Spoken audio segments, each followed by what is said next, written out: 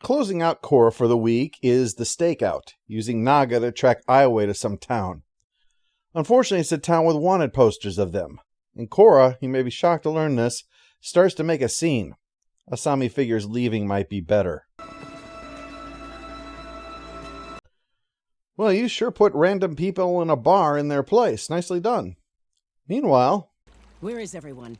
I've been waiting to leave for half an hour. And good morning to you too, Lin. I don't know why you're in such a bad mood. You haven't even heard what I've done yet. To reiterate, I'm sticking with Bei Fong for Lin's name for consistency's sake. I didn't get into it last time, but yeah, Sue is really showing the veneer peeling away. I said what Lin wanted to hear is what Sue says right before handing over the stuff so they could go off and chase after Aiwei.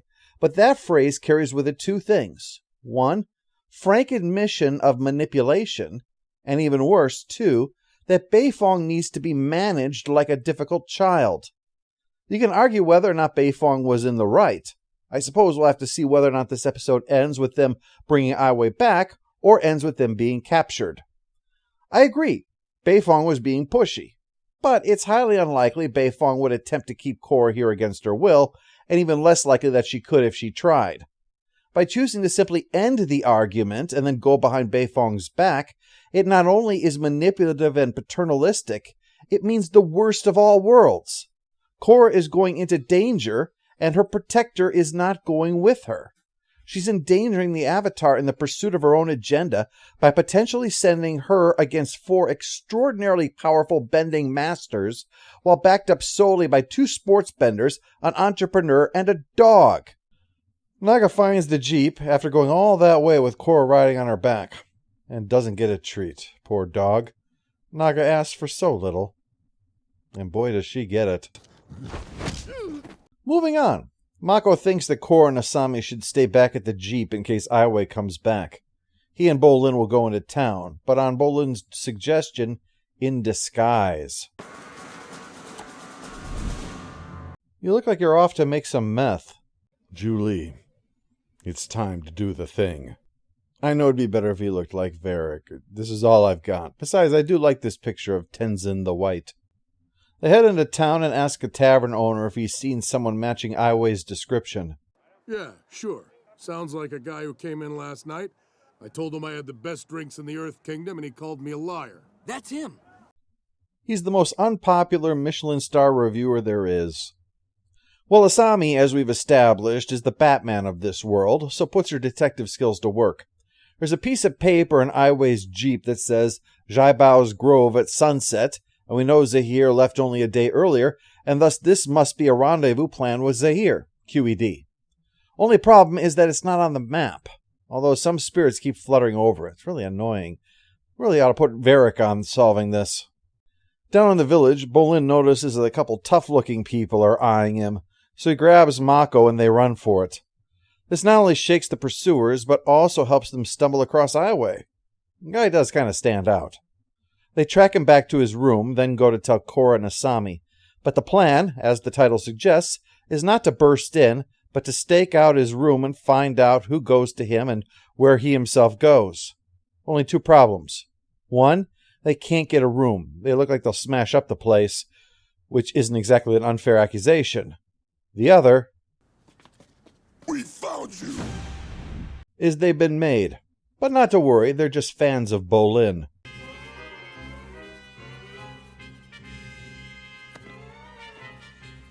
I made this Nuktuk doll for you. Though, have you ever seen Misery? The fact Bolin's a mover star changes everything, and they get the room, and can begin the stakeout. However, the celebrity is bored. Turns out watching the door of a tedious man is not as exciting as that sounds. So he pulls out a pie show board he finds in a drawer and plays with Asami. I don't want to rush you, but let's speed things up a bit. You may be surprised to learn that a man who says that line is not the best at a strategy game. Though that's a point of contention as to whether or not this is a strategy game or an edge-of-your-seat action game. Seems, though, that it's both, at least according to the rule book here, that there is strategy and that there is chance to it, which I found curious enough to go and look up the rules, but not so curious as to try to understand them once I saw how frickin' complicated it was. If I want to learn the rules of a complex board game, I'll break out one of the many still in their plastic for my foolhardy efforts to find time to be a board gamer. Meanwhile, Korra says her plan once they catch Zahir, and you have to admire its conciseness, is make him talk. Locked away for 13 years, Korra, and never broke. I don't think a little bending is going to intimidate this guy. You have a better idea? You have a better idea than my plan that definitely won't work? Look, we must do something. This is something. Thus we must do this. Q to the E to the D, bitch. Mako says, okay, that, by certain strained definitions, could be called a plan, but how about if we try spying on them instead and see what we can learn? Well, Korra can't even bother waiting for Aiwei to leave as sundown approaches. She storms over to see what's up, but luckily, the broken clock is proven right, as Aiwei is still in there, but meditating, because those spirits were hovering over the map to indicate that Zhai Bao's grove is in the spirit world. That's why they never found it. Though I would have preferred it if Bolin had said, maybe the real Zhai Bao's grove was the friends we made along the way, and then held up his little doll. Korra heads in after Aiwei and spots Zahir, who is pissed off at Aiwei after what happened. He grabs him and pitches him into the fog of lost souls, but then returns to talk to Korra. As neither has their bending, he figures they might just chat. It makes sense, actually. This is the one time neither can gain anything through combat. Even if she kicks the shit out of him in his spirit form, it wouldn't accomplish anything. So with no temptation to seize an advantage or fear of a preemptive strike, they really can just talk. Zahir explains that he and his pals are part of the Red Lotus who broke away from the White Lotus after they came out of hiding to serve the Avatar. Zhai Bao, the guy this grove is named after, remember, formed the Red Lotus in response. Their goal was to restore freedom to the world. Kidnapping Korra as a child was the plan of Unalaq, who was actually a member of the Red Lotus. And how Avatar 1 foolishly severed them, disrupting the balance of the world forever. Avatar 1 wasn't foolish. Yeah, he was. Couldn't pour piss out of a boot if the instructions were written on the heel, as my dear grandma would say. Well, the reason Zahir is talking is because he was able to alert the others to where Korra is, because she let slip that she followed Aiwei, and Aiwei had mentioned where his body was. So, the water and lava benders show up. Mako and Bolin run interference, while Asami takes Korra's body away to safety. Good luck with that. And what is your mission, exactly? I want what you want. Asami? He keeps going back to how in alignment she is with the Red Lotus, actually, seeing as how she opened the portals and then kept them open, which really, it ought to be a sign that it was a mistake if there is not just one villain but an entire conga line showing up congratulating her for fulfilling their plans. Zahir wants to take down the leaders of the world. New growth cannot exist without first the destruction of the old. No. The wise guru Lahima. Oh, is he the guy who was always fasting? Because I kind of zoned out during Tenzin's story. In the real world, Bolin and Mako are outclassed, and as for Korra and Asami,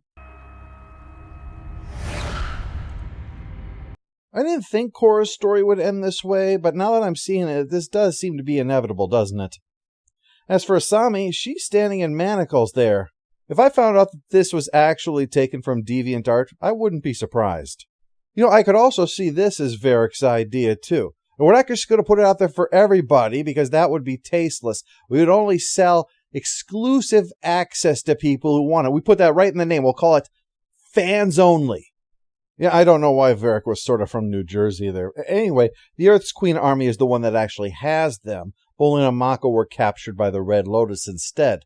So all in all, I think we could say sending them out was probably a bad idea. But who knows what will come from this? We'll find out when we start the final arc of Season 3 of The Legend of Korra.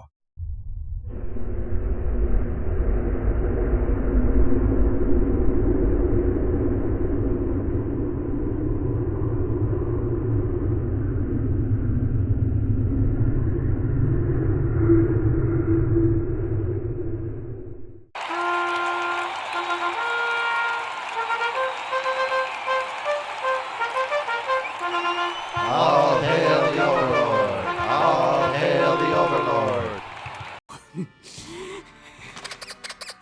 Aw, it's cute.